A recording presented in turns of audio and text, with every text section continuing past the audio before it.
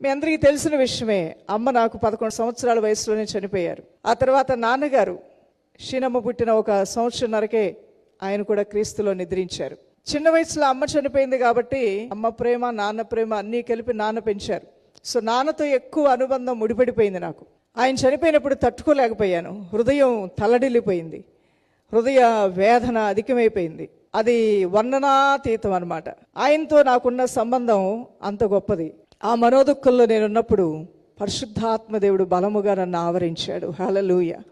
ఆ పరిశుద్ధాత్మ దేవుడిచ్చినటువంటి గొప్ప ఆదరణతో, ఆ తండ్రి స్థానంలో ఆయన నా పట్ల కనబరిచినటువంటి అపారమైనటువంటి ప్రేమ, ఆదరణ, ప్రోత్సాహము, ధైర్యంతో నేను మరలా తిరిగి మనిషిని అవ్వగలిగాను. నిజమే దైవజనమా. కుటుంబాల్లో మీరు అయిన వారిని కోల్పోయినప్పుడు హృదయ విదారకంగా ఉంటుంది పరిస్థితి.